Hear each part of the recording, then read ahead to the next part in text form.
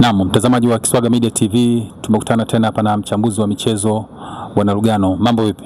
Safi, inakuaje mzee? Poa kabisa, uko poa? Mungu ni mwema, niambie. Salama. Lugano, tumekuita hapa leo kuangalia mechi ya Dar es Salaam Young Africans ambayo imecheza dhidi ya AS FAR Rabat. Na Yanga wameweza kuibuka na ushindi wa goli moja dhidi ya 0 katika uwanja wa New Amani. Tutazame mchezo ulikuwa namna gani? Okay, mchezo ulikuwa ni mzuri sana kwa upande wa Yanga, kwa sababu hakuna mtu yote ambaye alitegemea kama Yanga angecheza vile, kwa sababu ukizungumzia AS FAR Rabat kwenye ligi ya Morocco kwa maana Botola iko nafasi ya pili, na katika nafasi ya pili katika michezo 8 imesare michezo 3, imeshinda michezo 5. Na ukiangalia intensity ya Botola, sawa, ukizungumzia ligi ya Botola ni moja kati ya ligi ambazo zina ukubwa wake, umenielewa?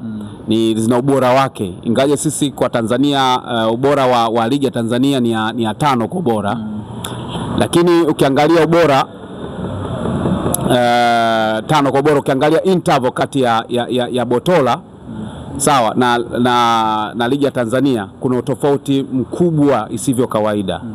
Kwa hiyo mimi binafsi ukiangalia Yanga kucheza na FC FAR Rabat na Yanga kuonyesha uwezo na mpira mkubwa kiasi kile, na Yanga ukiongoza katika ligi kuu ya Tanzania bara, Yanga wamefanya kitu kikubwa ambacho hakuna mtu ambaye alitarajia. Si kama unanielewa? Yanga ambayo ilicheza na Mbeya City ikatoka sare, watu wakaikatia tamaa, akasema hii inawezekana Yanga ikawa imeflop sana. Lakini mwisho wa siku imeenda kucheza mchezo ambao tulikuwa naona kwake Yanga ni mgumu sana, na ameweza kupata pointi 3 muhimu, kwa sababu mpaka dakika hii ili uweze kuingia hatua robo finali, timu yoyote ambayo itatumia vizuri uwanja wake wa nyumbani, maana yake uwanja wa nyumbani pata pointi 9 ambazo 9 ukipata tasare moja na ukakwenda hatua ya robo finali kima hesabu, kwa sababu kila grupu kina timu 4. Kwa hiyo kila timu imechukulia pointi 3. Alafu kuna sehemu kaenda kuchukua sare moja tu, tayari umeingia hatua nyingine. Kwa hiyo Yanga the way jinsi alivyocheza, walicheza kwa ubora mkubwa sana, lakini kikubwa pia ni mchezaji katika nafasi ya ushambuliaji ambaye alikuwa analalamikiwa sana, Prince Dube Mpumelelo, aliweza kuwa surprise watu. Lakini pia ukirudi kwa kocha ambaye alimwamini Dube, unajua hata mashabiki walibakia kuna maswali, nani ambaye atatumika kwenye ule mchezo? Ukiangalia mchezo wa KMC, Andy Boyle ambaye alikuwa amefunga magoli 2 kwenye ule mchezo, watu walishajua ndo amesha click, ndo alikuwa na stahili kwanza ule mchezo kucheza. Lakini mwalimu bado akaweka tumaini na imani kwa Dube. Mimi nilishakuzungumza kabla hata ule mchezo, nikasema kama Yanga wanaamua kumwacha mchezaji mmoja kati ya wawili, licha Andy Boyle kufunga magoli 2, bado mimi nita opt kuwepo na Dube, kwa sababu Dube ashatoa quality nyingi, ashafunga magoli mengi na anajua pia soka la Tanzania, na bado quality yake inawezekana ni bora kuliko Andy Boyle. Lakini mwalimu naye akapita humo akaenda kumtumia katika ule mchezo. Kikweli kipindi cha kwanza hakikuwa kizuri sana kwa Prince Dube, alikosa nafasi. Mwalimu akuiondoa imani kwa Dube, akasema rudi tena katika kipindi cha pili, huenda unaweza kanipa kitu zaidi ya hicho ambacho amekifanya. Na ni kweli Dube alivyoingia akaenda kufanya kitu kikubwa. Kwa hiyo mimi binafsi kwanza credit ya kwanza ni Dube ambaye alifunga goli. Mwalimu alienda kumwamini Dube, lakini unarudi pia kuangalia kikosi kizima, the way ambavyo ukiangalia kila mmoja jinsi ambavyo alitengeneza combination nzuri, hasa katika eneo la ulinzi na eneo la ushambuliaji na kiungo. Licha ya kwamba Yanga kama mwamuzi msaidizi, kama angekuwa amekaa kwenye engo nzuri ya maamuzi mazuri, Yanga angekuwa ametoka sare katika ule mchezo. Lakini huwezi kusema kwamba Yanga hakucheza vizuri. Yanga alicheza vizuri, na inaonekana kama ni miongoni mwa timu ambazo zitaogopwa sana. Ule mchezo Yanga aliocheza, pengine Yanga anaweza kama wamejitafutia balaa kwa upande wa Ahali. Kwa sababu gani? Ahali washakutanaga na Yanga kama sijakosea 2016 17 walikutana. Yanga walicheza na Ahali hapa, Yanga walifungwa goli moja hapa kama atakuwa na kumbukumbu sahihi. Wakaenda kule Yanga wakatoka wakashinda nao goli moja, kwa kila mmoja akashinda ugenini kama atakuwa na kumbukumbu sahihi. Ikaingia kwenye mikojo ya penalty. Kwenye mikojo ya penalty Yanga ndo akaja kutolewa. Kwa hiyo level ya Ahali na Yanga siku za hivi karibuni napo Yanga na Ahali washawahi kukutana. Yanga na Ahali ni watu ambao unahisi wanaweza wakana kumbukumbu sahihi. Kwa Ahali kuna sehemu anakaa kutokana na ule mchezo ambao Yanga cheza na Farabat, nao wanaanza kawa na hofu kwamba Yanga sio watu wa kubeza. Tushakutanaga nao kipindi cha nyuma, tulikutanaga mpaka tukaenda mpaka kwenye mchangamoto wa mikojo wa penalty na vitu kama hivyo. Kwa hiyo ni kitu ambacho kwa upande wa Yanga walikifanya kwa ukubwa zaidi, lakini nitakuwa mtu wa ajabu sana nikimaliza interview hii bila kumzungumzia Pacome Zouzoua kwa kile ambacho alikifanya katika uwanja wa New Aman Complex pale Zanzibar. Ni moja kati ya wachezaji ambao walionyesha value ya ligi ya Tanzania na walionyesha kwamba umri ambao uko nao Pacome Zouzoua ndo kikwazo pekee cha kumfanya ujamaa anatakiwa kwenda Ulaya au kwenda kwenye mataifa makubwa kama kwenye ligi kubwa kama Misri, Morocco na vitu kama hivyo. Lakini mwisho wa siku ni Yanga ambao watu wengi walikuwa na hofu, hata mashabiki wa Yanga ukipima mioyo wao walikuwa na hofu wenda wakapoteza ule mchezo wakapata sare. Lakini Mungu alikuwa upande wa Yanga, wakapata goli, wakalilinda na mwamuzi akawa upande wa Yanga. Kwa maana Farabat wakasawazisha, lakini mwamuzi akasema ilikuwa offside.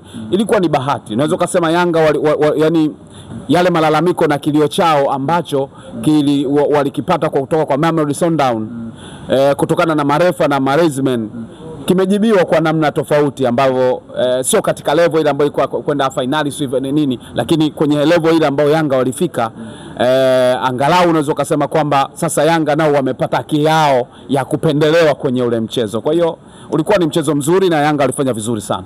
Lugano, unadhani ni kipi ambacho Yanga walikiwini mpaka wakishinda ule mchezo?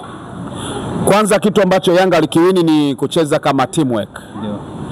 Walikiwini ni kwamba kila mmoja alikuwa anahitaji mchezo. Unajua hakuna timu ya ushindi ambayo inatoka nje na training, umeelewa? Nje na kuwa wamoja, nje na kuamini tunataka kwenda kupush kitu gani. Si unanisoma? Vyote hivyo vinatengenezwa na nani? Na teamwork. Kwa hiyo teamwork ndio ambayo ilienda kufanya kila kitu kikamilika. Lakini kocha kuna baadhi ya selection ya wachezaji ambao aliweka kwenye uwanja aliselect vizuri. Before ya game mimi nilisema kwamba Yanga wanatakiwa wakatumia wachezaji hawa na hawa na hawa. Nilikuwa naona intensity ya timu za Morocco, pressure jinsi ambavyo wanakuwa wanapeleka, wanatakiwa wachezaji wa aina gani. Mwalimu akapita na njia ile ambao mimi mwenyewe nilisuggest. Mimi sio kocha wa level ya kwa mtazamo wangu tukasuggest na kweli kapita mle. Na kitu ambacho kilienda kufanyika Yanga walionyesha ukomavu na ukubwa mkubwa sana kwenye sabu ambazo waliingiza na wale waliowatoa. Umeelewa? Wakalinda goli. Ni hatua nzuri sana kutumia uwanja kwa nyumbani kama nilivyosema. Ukipata pointi 3 uwanja nyumbani unaongeza nguvu na kujiamini zaidi, lakini pia namba stress mpinzani wako ambao unaenda kukutana naye. Umeongeza baadhi ya wachezaji hapa na ukamtaja Prince Mpumelele Dube, mshambuliaji ambaye kidogo wana Yanga na mashabiki walikuwa kama kidogo walikuwa na imani naye, lakini si sana. Lakini ameweza kwenda kuonyesha mambo makubwa kwa kuweza kupata nafasi 3 na moja kuitumia ikazaa magoli. Unadhani kocha alikiona nini kwa Dube mpaka kuendelea kumwamini Dube katika mchezo ule mkubwa? Kocha alichokiamini kwa Dube alijaribu kufananisha ubora wa Dube na ubora wa Andy Boyle. Akaangalia Andy Boyle kwa muda gani amempa kitu gani na kwa mechi za aina gani. Dube ana historia kubwa ya kuipa Yanga matokeo kwenye mazingira magumu. Utakuwa unakumbuka game dhidi ya TP Mazembe anasawazisha ugenini. Dakika za mwisho Ni Dube alikifanya kile kitu. Kwa maana kwenye swala la psychology Dube bado kwenye akili yake bado anajua kwamba naweza nisifunge lakini bado nikakupa ubora wangu katika dakika ambazo tunaweza nikazipata. Kwa hata mwalimu naamini alipokuwa anampitia Dube huenda alipitia michezo tofauti ya kimataifa ambayo Yanga ashai kucheza. Mpaka msimu uliopita inawezekana alichungulia akamwona Dube katika matukio mengi ambayo kasaidia timu. Bado akaanza kuona mtu wa kumtumia ni huyu ambaye namuona. Andy Boyle ukianza kwenda kumchimba nenda katafute material yako South Africa. Andy Boyle itakiwa aanze kuonyesha ubora wake akiwepo hapa. Si umeelewa? Ambao hajauonyesha. Kaonyesha kufunga magoli mawili mbele ya KMC. Kitu ambacho kiwezi kumpa matumaini ya moja kwa moja mwalimu kumtumia. Kwa hiyo hata mimi ungeniambia nani Dube na Andy Boyle nani una opt kumtumia. Dube tayari kashakupa picha. Andy Boyle itabidi utafute picha. Itumie picha ambayo unaiona. Kwa hiyo kulikuwa na sababu ya kumtumia Dube kwenye ile mechi na kweli kumtumia kampa kitu kizuri. Neno lako mwisho Lugano, unaiona Yanga kuvuka hatua ya makundi kwenda hatua ya robo? Na neno lako lingine, unaiona Yanga katika mchezo unaokuja watakuwa katika nafasi gani? Yanga kwanza kuvuka hatua ya robo hatua makundi kuingia robo finali. Kutokana na mchezo wao wa kwanza wameanza vizuri. Ninaanza kuona Yanga wakivuka kuelekea hatua ya robo finali. Wana sehemu ya kuanzia. Kwa sababu wanaenda kuongeza wanasema confidence, wanaenda kuongeza psychological kwenye akili zao, wataanza kuona kwamba kumbe inawezekana kama tumemtwanga huyu. Akija mtu mwingine hapa anaweza kumtwanga, kwa sababu kama umetumia uwanja kwa nyumbani, unaenda ugenini, unatamani kule ukapambane, ulinde hadhi yako huko hapa, angalau kule ukapata tasare au ushinde. Kwa hiyo matumaini ya Yanga ya kuvuka kwa mchezo wa mwanzo, wanaweza kuvuka kwa kiwango kikubwa. Na kitu ambacho kipekee kinabakia ni wana Yanga wenyewe. Na nikisema wana Yanga wenyewe kwa maana hata wachezaji, mashabiki kwenda kuiunga mkono timu yao. Naamini kuna kitu fulani ambacho kinaenda kutokea huko baadaye. Na neno lako kuelekea mchezo unaokuja dhidi ya JS Kabylie? Mchezo dhidi ya Kabylie na uona ni mchezo ambao Yanga wanahitaji kwenda kuchukua pointi ugenini. Ukumbuke wako ugenini. Ni mchezo ambao wanatakiwa kwenda kuchukua pointi ugenini. Naposema pointi ni pointi hizi mbili. Pointi 3 au pointi 1. Tuseme pointi za aina mbili. Pointi 3 au pointi ya sare moja. Au msifungane. Umeelewa? Wachukua pointi. Yaani lazima watoke na pointi ugenini. Kibaya wasipoteze. Kwa sababu kama atachukua pointi kule, mfano ikitokea Yanga wakashinda mchezo wa kule, wana advantage na pointi 6.